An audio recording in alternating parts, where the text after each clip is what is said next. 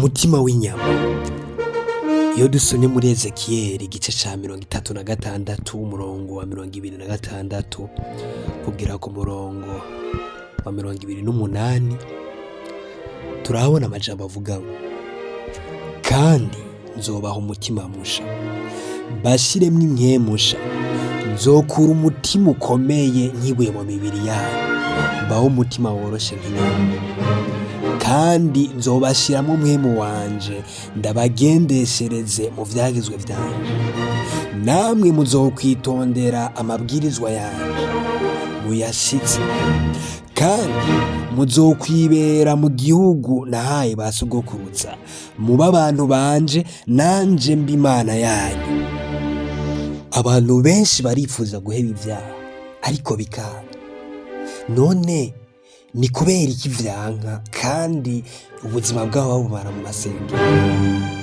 Kenshi bagafata ingingo kugira ngo bashobore kureka ivyaha ariko bakisanga muri ca caha kandi. Bigenda gute? Ni kubera iki? Ni iyihe mpamvu ibitera? Mu bakristu niho hasigaye hari abasambanyi benshi, kandi niho hari n'abarozi benshi, niho hari n'abantu batukana benshi, abantu baheranira abandi bakanyaga ivy'abandi kandi baba mu masengero, kandi ivyo birababaza mu mitima bakifuza kubiheba ariko vyaranse. Impamvu imwe itera gutuma aba bantu bama bazunguruka hahandi nuko bataratahura neza igituma bakora iciza n'igituma bakora ikibi. Muri kamere ya muntu, umuntu nta ciza yokora uretse gusa igihe ashoboye gufashwa n'ububasha bw'ijuru bukaba muri we.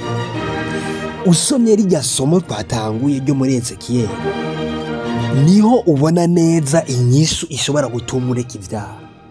Ni Imana iza ikawukuramo umutima umeze nk'ibuye, maze uwo mutima ikaguha umutima mushasha umeze nk'inyama, ikaguha mwemu wayo, maze ukitondera ivyagezwe bitakuruhije, ahubwo ari mwema bikorera muri wewe.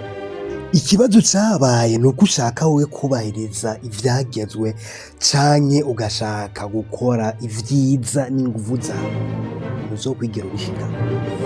Birasaba ko ufata ingingo yo gutera inama, ukegera Imana maze ukayibwira ibikunanije, maze ukayisaba mwemu wayo akaba ari we aba muri wewe, agahindura uwo mutima wawe wuzuye urwanko, uwo mutima wawe wuzuye ubushakanyi, uwo mutima wawe wuzuye kubona abandi nabi, kuvuga abandi nabi, maze uwo mutima ugahindurwa musha biciye muri mwebwe.